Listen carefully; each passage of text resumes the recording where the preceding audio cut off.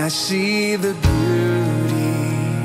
of a sunset's glory, amazing artistry across the evening sky. When I feel the mystery of a distant galaxy, it awes and humbles me. Que Dieu soit loué. On va écouter la parole. Amen. On va recevoir la parole de Dieu aujourd'hui par son serviteur, le pasteur Aristote. Si tu veux bien venir. Acclamons le Seigneur. Amen. Que Dieu soit loué.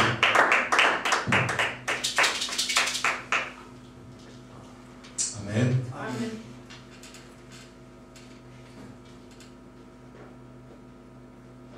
Éternel Dieu puissant, que la gloire te revienne dans le nom de Jésus. De tout mon cœur, Seigneur, je te dis merci. Merci de permettre encore ce moment favorable, éternel Dieu, où tes enfants, où tes saints, tes serviteurs, Seigneur, oh Dieu, tes fidèles se rencontrent, éternel Dieu, pour ta gloire, Seigneur, éternel. Dans le nom de Jésus, Père Saint, puisses-tu encore te manifester en ces lieux. Je demande, éternel, que ton Saint-Esprit, éternel, me remplisse et me conduise, qu'il me dirige, éternel Dieu, que tout ce qui est de moi s'efface, que tout ce qui est de mon intelligence s'efface, que tout ce qui est de mes sentiments, de mes pulsions, de mes pensées s'efface, et que seule ta volonté s'accomplisse, éternel Dieu, parce que c'est poussé par le Saint-Esprit que les hommes parlent de la part de Dieu. Je veux être poussé par toi, Saint-Esprit, dans le nom de Jésus. Seigneur, que ta parole, éternel Dieu, vienne nous consoler, vienne nous fortifier, que ta parole vienne nous exhorter, vienne nous édifier, Seigneur, ô Dieu puissant. Que ta parole vienne nous rapprocher encore de toi, Seigneur. Que ta parole qui est la vérité vienne nous sanctifier dans le nom de Jésus. Éternel, sois béni pour ces instants. Que toute la gloire te revienne. Béni soit ton nom, Seigneur, ô Dieu, pour tes enfants ici présents, éternel Dieu. Je t'en prie, Seigneur, tu connais les besoins de chacun, Père Céleste, que personne ne reparte de la même manière dont il était venu, Seigneur, mais qu'il puisse, éternel, être secouru, Seigneur, soutenu, Père, consolé, qu'il puisse obtenir une réponse, éternel Dieu, dans le nom de Jésus. Que seul temps tout ça fait et que la gloire te revienne, au nom de Jésus. Nous disons merci, Seigneur. Merci, Seigneur. Amen. Amen. Amen. Amen.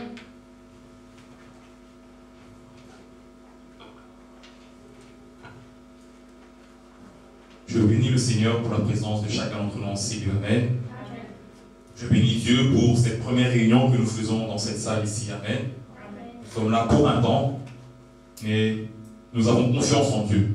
Jusqu'à présent, partout où il nous a conduits, il a toujours été présent avec nous. Il nous a toujours soutenus. Il a toujours été là, fidèle au rendez-vous. Amen. Parce qu'il a dit là où 2 ou 3 se rassemblent en mon nom, je suis présent au milieu d'eux. Amen. Donc béni soit le Seigneur car il est présent parmi nous. Amen.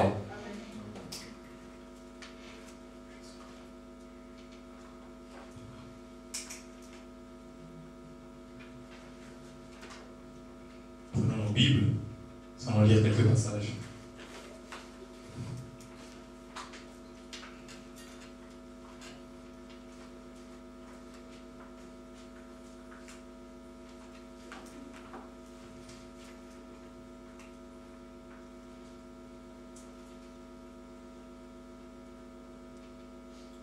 Prenons 1 Samuel, chapitre 17.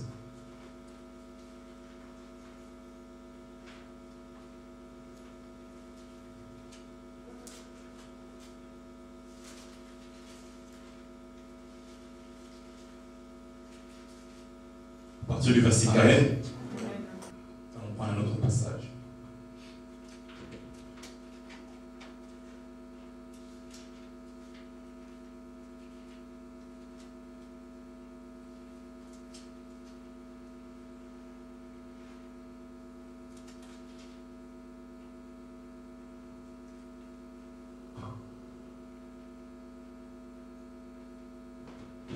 Marc chapitre 10, verset 46. Ils arrivèrent à Jéricho. Et lorsque Jésus en sortit, avec ses disciples et une assez grande foule, le fils de Timée, Bartimée, mendiant aveugle, était assis au bord du chemin. Il entendit que c'était Jésus de Nazareth et il se mit à crier « Fils de David, Jésus, aie pitié de moi !» Plusieurs le reprenaient pour le faire taire, mais il criait beaucoup plus fort « Fils de David, « Aie pitié de moi !» Jésus s'arrêta et dit « Appelez-le !» Ils appelèrent l'aveugle en lui disant « Prends courage, lève-toi, il t'appelle. » L'aveugle jeta son manteau et se levant d'un bond vint vers Jésus. Jésus prenant la parole lui dit « Que veux-tu que je te fasse ?» « Rabouni » lui répondit l'aveugle, « que je recouvre la vue. » Et Jésus lui dit « Va, ta foi t'a sauvé. » Aussitôt, il recouvra la vue et suivit Jésus dans le chemin. Amen. Amen. C'est une histoire que nous connaissons fort bien. C'est l'histoire de cet aveugle Bartimée. Amen. Et le premier passage que nous avons lu, c'est une histoire aussi que nous connaissons fort bien. L'histoire de David et Goliath. Amen. Ce message s'adresse à chacun de nous. Amen. Ça s'adresse aux enfants de Dieu. Ça s'adresse aux serviteurs de Dieu ou aux enfants de Dieu, mais qui ont l'appel de Dieu. Amen. Qui ont un appel et qui le savent. Amen. Je ne pense pas que je vais être très long. C'est vraiment un message d'encouragement, une exhortation. Je dirais plutôt une exhortation. Amen. Pour nous exhorter, nous encourager. Amen. Dans l'œuvre du Seigneur. Alléluia. Reprenons l'histoire de David contre Goliath.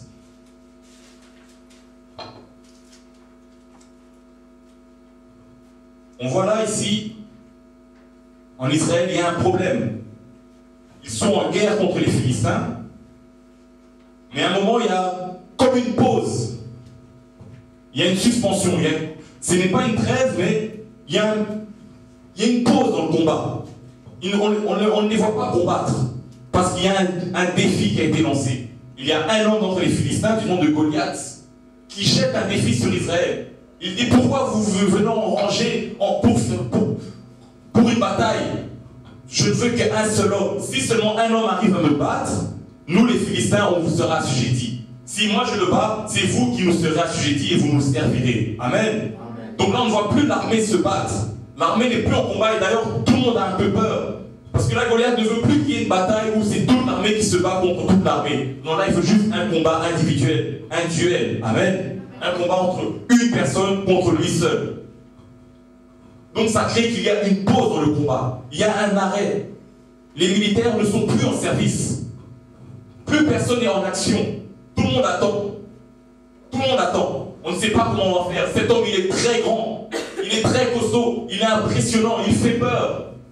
Il est impressionnant. Personne n'ose l'affronter. Et ça fait qu'il y a un stand-by dans le combat. Amen. Et on voit cet homme, ce Philistin, il méprise cette armée. Il méprise l'armée d'Israël. Amen. Alors que l'apôtre Paul pouvait dire, ne soyez pas inconsidérés. Amen. Mais là, lui, il méprise l'armée de Dieu. Et c'est ce qui va mettre David en colère. C'est ce qui va pousser David à exercer le zèle pour aller combattre cet homme. Cet homme, on ne le voit pas insulter Dieu. Nulle part vous verrez Goliath insulter l'Éternel, mais il a insulté l'armée de l'Éternel. Amen. Ça veut dire qu'il a insulté ceux qui sont au service de l'Éternel. Ça veut dire qu'il a insulté le peuple de l'Éternel. Vous êtes le peuple de l'Éternel. Vous ne pouvez pas être inconsidéré. Vous ne pouvez pas vous mépriser. Et vous n'avez pas le droit non plus de mépriser les autres. Amen. Parce que vous appartenez à un Dieu grand, à un Dieu vivant. Amen. Alors ne vous méprenez pas. Voilà pourquoi Goliath a été tué par David. Parce que David a compris que cet homme, il est en train d'insulter notre peuple. Et nous sommes l'héritage de l'Éternel. Amen. Ça ne se fait pas. C'est inconcevable. Mais malheureusement, c'est des choses que bien souvent nous-mêmes nous faisons dans nos vies. Nous méprisons nos propres frères. Nous méprisons nos propres sœurs. Nous méprisons nous-mêmes. Ce qui est grave. Alors que la Bible dit, ne soyez pas inconsidérés. Amen. Parce qu'il y a quelque chose en vous de grand. Vous appartenez à Dieu. Christ est en vous. Paul pouvait dire, ce n'est plus moi qui vis, mais c'est Christ qui vit en moi. Amen. Alors ne nous méprisons pas. Amen.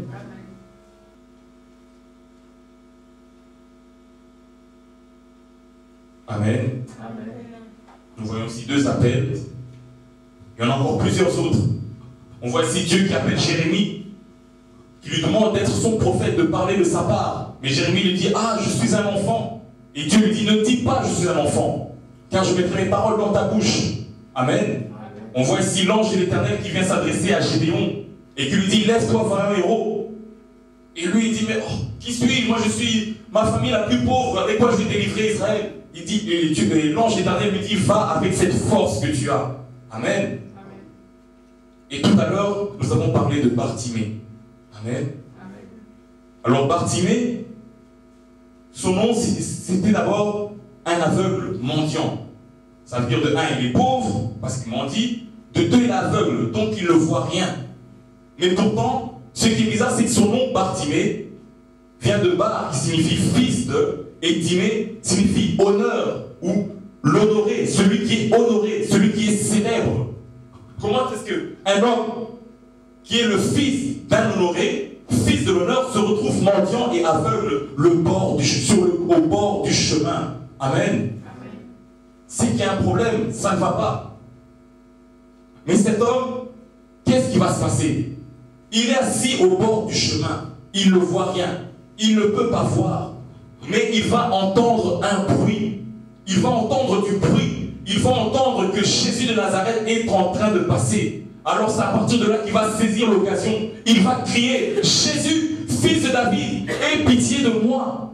Amen. Pourquoi? Parce qu'il a entendu un bruit, il a entendu que Jésus était là. Pourtant les personnes sont là pour l'empêcher de crier, mais lui il continue, il crie encore plus fort, Jésus, aie pitié de moi. Et Jésus va entendre sa voix et il va lui dire, appelez-le, amenez-le moi, qu'il vienne. Et cet homme va se lever, c'est formidable, il se lève de lui-même, il jette son manteau et il va vers Jésus. Amen. Et on dit après qu'il suivit Jésus dans le chemin.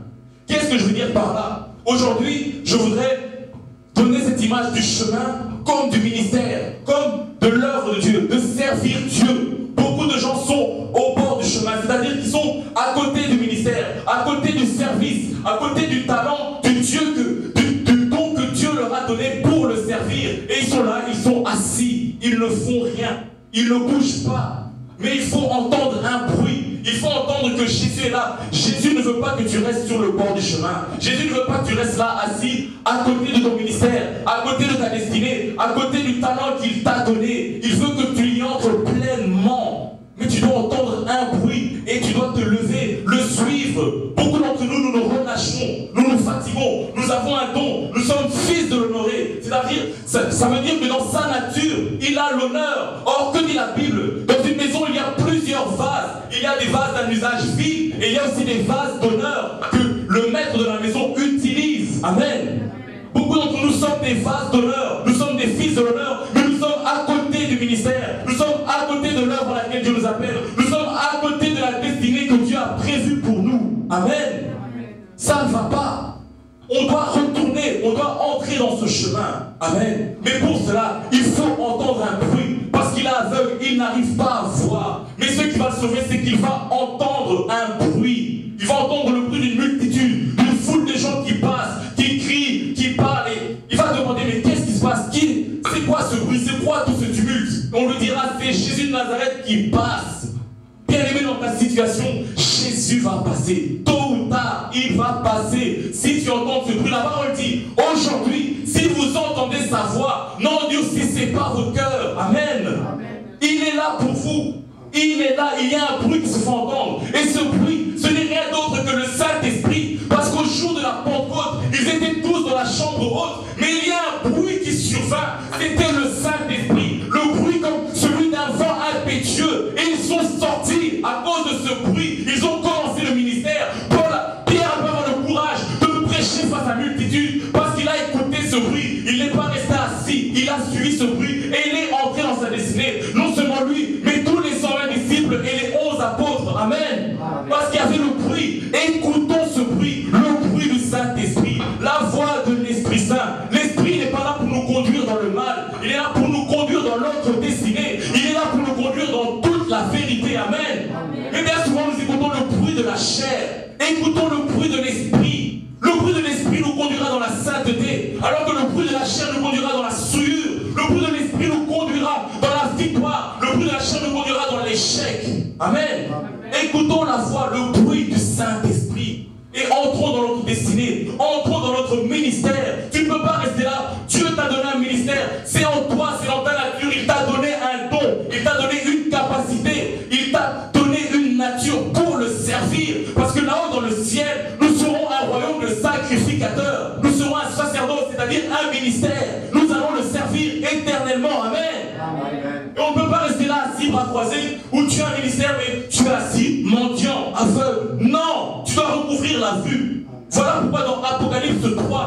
dit à l'église, à l'ange de l'église de Laodicée, tu es aveugle et nu. Moi je te conseille, viens acheter de moi de l'or pur. Viens acheter un collier pour moindre tes yeux afin que tu vois, que tu sois plus mendiant, que tu ne sois plus aveugle, afin que tu me serves dans la vérité. Amen. C'est ce que Dieu veut pour nous. Il ne veut pas qu'on reste là bras croisés à ne rien faire alors qu'il a mis ça en toi, alors qu'il a mis ce talent en toi, alors qu'il a déposé ce ministère en toi. Et la Bible dit encore plus que Dieu ne se répand pas de ses dons ni de son appel. Amen. C'est grave. C'est très grave. Quand Dieu te donne un talent, Dieu te donne un don et tu n'utilises pas, c'est très grave. Pourquoi? Parce que la Bible dit Dieu est amour. Amen. On va lire un passage.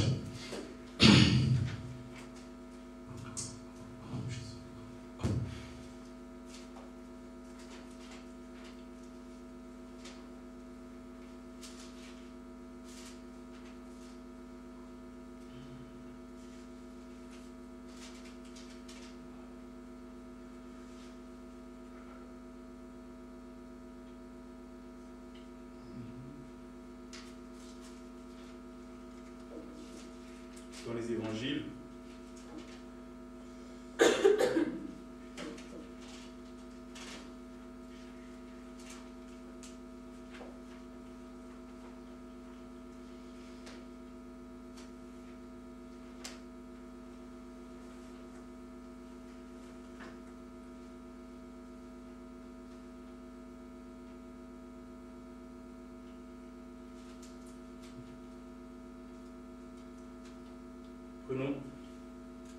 Prenons Matthieu chapitre 25. C'est une parole que nous connaissons très bien.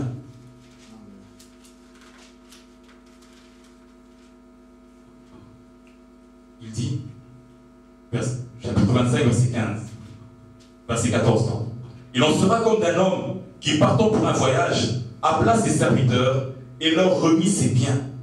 Il donna 5 talents à l'un, 2 à l'autre, et 1 au troisième, à chacun selon sa capacité. Et il partit. Aussitôt, celui qui avait reçu les 5 talents s'en alla, les fit valoir, et il gagna 5 autres talents. De même, celui qui avait reçu les 2 talents en gagna 2 autres. Celui qui n'en avait reçu qu'un alla faire un creux dans la terre et cacha l'argent de son maître. Longtemps après, le maître de ses serviteurs revint et leur fit rendre compte. Celui qui avait reçu les 5 talents s'approcha en apportant 5 autres talents. Et il dit, Seigneur, tu m'avais remis 5 talents, voici j'en ai gagné 5 autres. Son maître lui dit, c'est bien, bon et fidèle serviteur, tu as été fidèle en peu de choses, je te confierai beaucoup, entre dans la joie de ton maître. Celui qui avait reçu les 2 talents s'approcha aussi et il dit, Seigneur, tu m'as remis 2 talents, voici j'en ai gagné 2 autres. Son maître lui dit, c'est bien, bon et fidèle serviteur, tu as été fidèle en peu de choses, je te confierai beaucoup, entre dans la joie de ton maître. Celui qui n'avait reçu qu'un talent s'approcha ensuite et dit, Seigneur, je savais que tu es un homme dur, qui moissonne où tu n'as pas semé, et qui amasse où tu n'as pas vanné. J'ai eu peur, et je suis allé cacher ton talent dans la terre. Voilà, prends ce qui est à toi. Son maître lui répondit, serviteur méchant et paresseux, tu savais que je moissonne où je n'ai pas semé et que j'amasse où je n'ai pas vanné. Il te fallait donc remettre mon argent au banquier et à mon retour, j'aurais retiré ce qui est à moi avec un intérêt. Ôtez-lui donc le talent et donnez-le à celui qui a les 10 talents. Car on donnera à celui qui a et il sera dans l'abondance. Mais à celui qui n'a pas, on ôtera même ce qu'il a. Amen. Amen. On connaît très bien cette parabole. Le maître donne des talents à chacun, un nombre bien particulier. Les 2 premiers ont fait fructifier ce talent, mais le troisième n'en avait reçu qu'un seul, il est parti l'enfouir dans la terre. Et c'est ce que beaucoup font. Vous avez reçu un don, un ministère, un appel, une mission, mais vous enfouez cette mission dans la terre, vous la négligez, vous la contenez. Regardez ce que ça produit. Il dit, je savais que tu es un homme dur. Dans notre version, on dit un homme méchant. Le Seigneur, là, on parle de Dieu. C'est Dieu qui nous a appelés. C'est le Seigneur, le maître de la moisson. Ce Dieu d'amour, ce Dieu qui est lent à la colère, riche en bonté, celui qui est compatissant. Mais lorsqu'on reçoit un don de Dieu, un talent, une mission et qu'on ne l'accomplit pas, Dieu révèle son côté méchant, son côté dur. Amen. Alors ne poussons pas Dieu à montrer, à révéler ce côté dur. Dieu est un Dieu d'amour. Il est bon. Amen. Il dit ici, il sème, il amasse là où il n'a pas semé. il amasse là où il n'a pas vanné. C'est Dieu. Dieu n'investit jamais à perte. Dieu, s'il s'investit dans une personne, ce n'est pas à perte. Ça va récolter. Il va récolter quelque chose. Ça produit toujours des fruits. Dieu a créé un seul homme, Adam. Un jour, le même jour, ça a produit une deuxième personne, Ève. Ce même Adam et cette même Ève, aujourd'hui, ça produit presque 7 milliards d'habitants sur la terre. Amen. Pourtant, il n'a créé qu'un seul homme qu'il a formé de la poussière de la terre. Mais aujourd'hui, nous sommes 7 milliards. Ça, c'est Dieu. Lorsqu'il investit, ça produit. Dieu a envoyé son Fils unique, Jésus. Mais aujourd'hui, il est le premier de toute la création. Il a ramené une multitude de frères. Jésus était seul, mais il a formé 12 disciples. Ces 12 ont impacté le monde. Aujourd'hui, l'évangile est partout dans le monde. Ça, c'est les investissements de Dieu. Alors, Dieu n'acceptera jamais qu'il mette un don en toi, qu'il s'investisse en toi pour que toi, tu ne produises rien. Ça, c'est la loi de Dieu. Il produit et il récolte le fruit et les intérêts. Alors, si Dieu a investi en toi, présente-lui l'esprit, présente-lui les intérêts, sers Dieu, ne sois pas paresseux, ne te dis pas je n'ai qu'un talent, lui il en a 3, l'autre il en a 5, je suis petit, je ne connais pas bien la Bible, non, ça ne marche pas comme ça avec Dieu. Il a dit à Jérémie, ne dis pas je suis un enfant, parce que j'ai mis mes paroles dans ta bouche. C'est ça qui compte, c'est le Dieu qui t'utilise qui compte. Ce n'est pas ce qu'il a mis en toi, mais c'est lui, ce Dieu-là. Goliath a méprisé l'armée de l'Éternel. Mais c'est quoi l'armée? C'est le service, c'est le ministère. À cause de Goliath, il n'y a plus de ministère en Israël, on ne sert plus. Le ministère est en arrêt, en stand-by. Alors il faut qu'il y ait un David pour venir changer tout cela, pour que la bataille puisse continuer, pour que le ministère puisse être exercé comme il le faut. Amen. Alors ne vous méprenez pas, mes amis. Ne vous méprisez pas, ne vous méprenez pas, ne soyez pas inconsidérés, mais comprenez quelle est la volonté de Dieu, pouvait dire Paul. C'est quoi la volonté de Dieu pour ta vie? Que tu sois là, assise au bord du chemin, ou que tu entres dans le chemin pleinement, que tu suives Jésus. Combien de fois Jésus l'a dit, ne dis rien, ne va pas témoigner. Mais cette personne qui a reçu un miracle de Jésus allait témoigner. Je n'ai vu juste nulle part Jésus dire, cet homme a désobéi, je l'avais dit de ne pas aller témoigner, mais il l'a fait. Non! Au contraire, c'est ça la volonté de Dieu. Il ne s'est pas méprisé, il ne s'est pas mépris. Alors ne nous méprenons pas, mes amis. Qu'est-ce que Dieu nous a donné? Quelle est la volonté de Dieu pour nos vies? Il dit à Gédéon, un pauvre homme, un simple homme qui vit dans une famille pauvre, qui fait même le travail d'une femme. Il dit, vaillant héros, vaillant guerrier, lève-toi, va avec la force que tu as. Parce que Dieu sait quel est le potentiel qu'il a mis en toi. Avant même tu ne le vois pas, comme Bartimée qui était aveugle, mais Dieu le sait, il l'a mis en toi. Alors si tu entends ce bruit, le bruit de l'esprit, sa voix qui t'appelle, fonce. Personne n'a dit à Pierre, lève-toi, va parler à cette multitude qui est au jour de la Pentecôte. Non, il s'est levé, il a compris, c'est le temps de Dieu, parce qu'il y a eu un bruit. Dieu pouvait dire à David, lorsque tu entendras le bruit de pas sur la cime, c'est que je marche avec vous, alors c'est bon, tu peux aller combattre. Je suis avec vous, vous aurez la victoire. Il y a un bruit qui doit se faire entendre. Mais pas n'importe quel bruit. Pas le bruit de la foule, pas le bruit des problèmes, pas le bruit du péché, pas le bruit de la chair, mais le bruit de l'esprit. Le bruit du Seigneur Jésus qui est en train de passer. Alors il faut le suivre. Amen. Bartimée voulait l'empêcher d'accomplir sa destinée. Il est fils de l'honoré, fils de l'honneur. Mais il voulait faire en sorte qu'il reste un pauvre mendiant aveugle. Non, il a compris. Cette fois-ci, si je rate ma chance, c'est fini pour moi. Je ne peux pas. Pourquoi on précise son nom? Il y a tant de personnes à qui Dieu a accordé un miracle. Qui connaît le nom de celui qui a été guéri à la piscine de Bethesda? Qui connaît son nom? Mais pourquoi Bartimée on précise son nom? C'est pour dire que dans sa nature, c'est dans son nom, sa nature ne permettait pas qu'il puisse continuer dans cette situation. Alors toi non plus, ta nature ne permet pas que tu continues dans cette situation. Tu n'es pas n'importe qui, mais tu es l'enfant de Dieu. Ça veut dire que Christ est en toi, Christ vit en toi. Et la Bible dit ce mystère, c'est que Christ en nous, c'est l'espérance de la gloire. Alors nous sommes appelés à vivre cette gloire, nous sommes appelés à vivre cette puissance. Amen. Et ça ne se fera pas si on est assis au bord du chemin. Dieu veut que nous soyons pleinement. Jésus n'était pas à côté de son ministère, il n'était pas à côté de sa mission. Il l'a vécu pleinement. Paul a demandé, il rencontre Christ, mais il demande, que veux-tu que je fasse pour toi? Il a compris. Il dit, j'ai reçu une vision aussi, j'ai reçu un appel. Non, je ne peux pas rester comme ça. Autant si dans l'égarement j'étais aussi zélé. Là j'ai rencontré la lumière, le vrai, la vérité. Non, que veux-tu que je fasse pour toi? Il comprend, non, je ne peux pas rester comme ça, je dois te servir. Nous devons le servir, chacun selon la paix qu'il a reçue, selon le don qu'il a reçu, selon le talent qu'il a reçu. Amen. Amen. Sinon, on révèle le côté dur, le côté méchant de Dieu. Ce n'est pas sa volonté. Amen. Amen. Ce n'est pas sa volonté. Nous ne devons pas fuir l'œuvre de Dieu. Nous ne devons pas nous mépriser, se dire, oh, je suis petit, je suis jeune, je ne connais pas bien. Non, c'est dans ta nature. Il a fait de nous participants de la nature divine. Nous faisons partie du corps de Christ. Il est la tête, mais nous sommes son corps.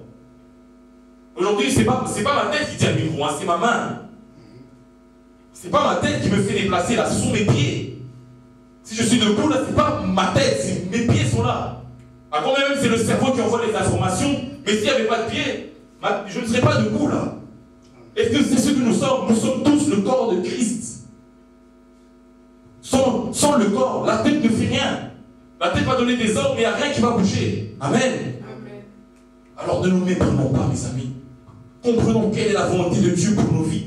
Ne laissons pas les circonstances nous mépriser. Ne laissons pas nos situations déterminer qui nous sommes. Ne laissons pas les circonstances de la vie dire qui nous sommes. Mais allons pleinement à la rencontre du Seigneur. Marchons avec lui. Servons-le puissamment. Restons attachés à lui. Amen. Amen.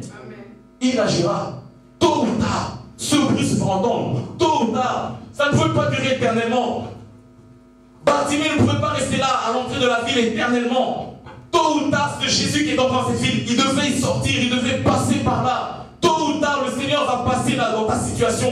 Il va créer un changement, mais c'est à toi de le suivre. Ta situation ne durera pas éternellement. Ton problème ne durera pas éternellement. Ta pauvreté ne durera pas éternellement. Ton manque de mariage ne durera pas éternellement. Ton manque d'exercice du don que Dieu a mis en toi ne durera pas éternellement. Amen. Amen. Ça va changer. Jésus va passer par là. Un bruit va se faire entendre. C'est le Seigneur Jésus qui leur a dit, attendez, attendez. Une puissance viendra sur vous, mais vous, attendez.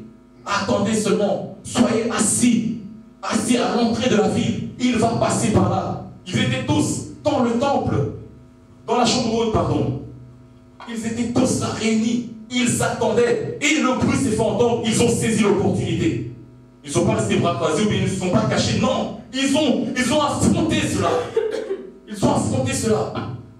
C'est comme ça que l'esprit opère. Jésus lui-même a dit, l'esprit c'est comme le vent. On ne le voit pas, on ne sait d'où il va, d'où il vient, mais on entend le bruit. Entendons le bruit de l'esprit. Le bruit de l'esprit ne va pas nous conduire à gauche si Jésus est à droite. Le bruit de l'esprit ne va pas nous conduire dans la mer si Jésus est sur la terre ferme. Bartimée, il n'a pas enlevé son manteau, il n'est pas parti à Jéricho. Non, il a suivi Jésus dans le chemin. Il n'a pas fait demi-tour, ou il n'a pas été en diagonale. Non, il a suivi Jésus, on précise, dans le chemin. Suivez Jésus dans ton ministère, dans ton appel, dans le don que Dieu t'a donné, dans les capacités que Dieu a mises en toi pour le servir. Il a suivi Jésus. Ne suivons pas le péché. Ne suivons pas le monde. Ne suivons pas les circonstances de la vie qui nous égarent. Les circonstances de la vie, c'est quoi? Ta pauvreté. Tu te vois tellement pauvre, tu as l'impression que c'est fini pour toi, tu resteras pauvre, ça devient ta nature. Qu'est-ce qui se passe? Tu commences à convoiter. Tu commences à envier. Tu commences à avoir envie de voler. Tu commences à avoir envie de tricher. Tu t'égares, tu pêches. Alors que si tu te réalises que Christ en toi, c'est l'espérance de la gloire, tu vas continuer à espérer contre toute espérance comme l'a fait Abraham. Et tu verras que tôt ou tard, cette situation va changer et que tu n'auras plus rien à envier dans tout ce que tu peux voir chez les autres. Amen. Voilà pourquoi nous avons chanté au début de cette réunion. Je n'ai que toi sur la terre, je ne désire rien d'autre que toi sur la terre.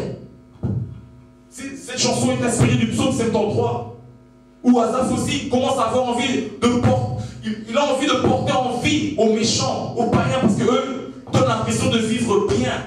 Mais lorsqu'il entre dans le sanctuaire, lorsqu'il suit le mouvement, le bruit de l'esprit, il comprend que non, c'est la bêtise. Il faut rester attaché à Dieu. Ça vaut mieux que tout. Lui, il changera toutes les situations. Il n'y a rien à envier au monde. Amen.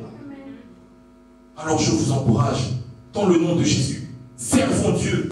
Servons Dieu. Ayons du zèle pour Dieu. Et non de la paresse, comme le dit la parole. que celui qui prêche, qu'il prêche, que celui qui enseigne, qu'il s'attache à son enseignement, que celui qui prophétise, prophétise selon l'analogie de la foi. Amen. Exerçons pleinement le talent, le ministère que Dieu nous a confié. Ne permettons pas aux circonstances, ne permettons pas à notre petitesse de dominer sur la grandeur de ce Dieu qui habite en nous. Amen.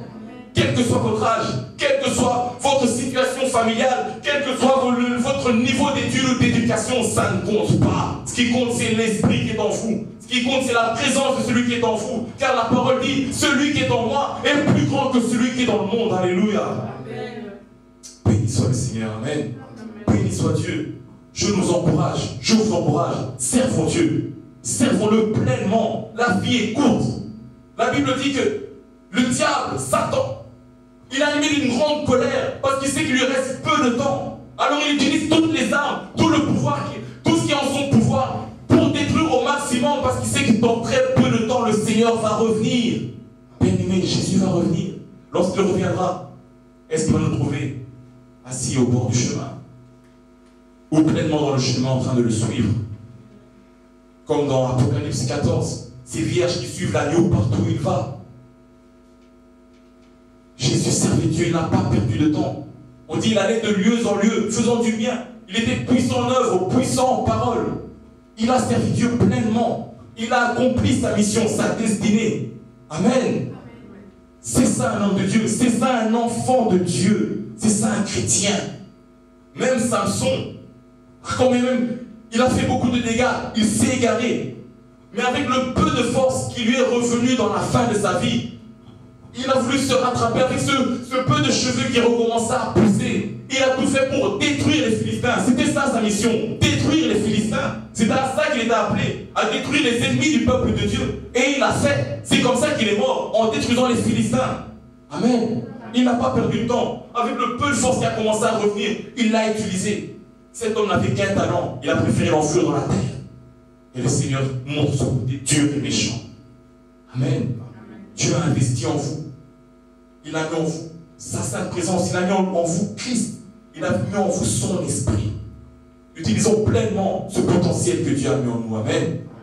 Donnons-nous pour Dieu. Servons le Seigneur. Cherchons sa face. Prions, lisons la Bible, évangélisons, chantons. Servons Dieu. Il revient bientôt. Son retour est proche. Bien souvent on l'oublie, mais il revient bientôt. Et la Bible dit, nos œuvres nous précéderont dans le royaume.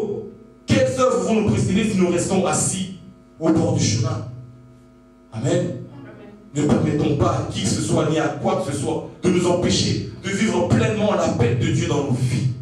Ne méprisons pas les faibles commencements. Même si au début ça n'a peut-être pas de forme, on ne se rend pas compte. Persévérons. David aussi, il met l'armure de Saül, ça ne marche pas vraiment bien.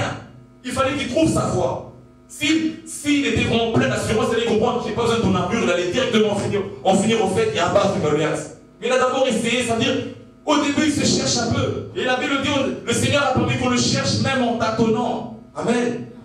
Ne méprisons pas les faibles commencements. Le Seigneur est avec nous. Amen. Amen. Que Dieu bénisse sa parole.